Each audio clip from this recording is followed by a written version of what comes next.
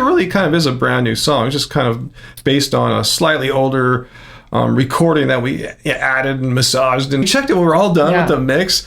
So let's put on the 2018 version just a comparison. Finally, it's like, oh wow, yeah, we really took it to a whole new level. I really enjoy how you added the more modern electronic percussion, like the 808s. That's what I thought. Like we've been doing that in a lot of our songs, like Numenon and stuff. Yeah, it's that thing we talked about last episode. We're trying to have more of a continuity between our releases. To mention what 808s are. It's a drum machine from like the 80s made by Roland. It's like legendary. It's one of the most, if not the most famous drum machine of all time. It wasn't popular when it came out. It was supposed to like sound like a real drum machine, which was not really possible in the 80s, and at least not for like under $1,000 or whatever, or at least under $10,000. Anyway, they kind of died a quick death, but they got popularized later by like all sorts of electronic music. The Cocteau Twins used that on their first album, Garlands, and they got rid of it quickly because it's kind of primitive. But anyway, it's been pretty popular. Yeah, right now, like hip hop, K-pop, trap.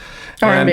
And R&B. It keeps going. I don't know why I waited so long to try to integrate 808 sounds into our music, and it just this perfect fit. It's known that 808's known for having this super fat. If you ever heard a car go by, the kick drums booming, shaking your house, it's probably from an 808. We don't make it that exaggerated, but I'm saying it has a really super fat kick, which fills in the low end like nothing else does, and you can actually tune that kick to be a musical pitch or musical pitches, so you can have that play the bass line. In fact, I did stuff like that on my drum and bass album Flux, Lovespirals. Flux. It goes in really well with this bassy, ethereal thing that we're into. Here's what I love about the 808s. I feel like it cuts through our particular wall of sound. Yeah, it cuts. Yeah, more so than like if I just had some drummer kind of sounds like a dude, it just carries the beat and that's fine. But it doesn't really make much of an impact. But the 808 cuts.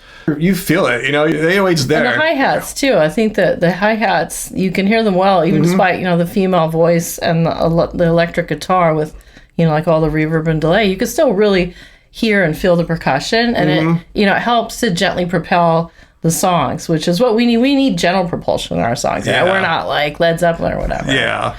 Yeah, so for me that's one of the major differences. Adding in the vocal sample too, which is another kind of modern song technique that you hear a lot. Yeah, we cut out a part where we were saying "tell me" and then just put it into a sampler in Logic and just started using it as like an old school like 90s sample. Yeah.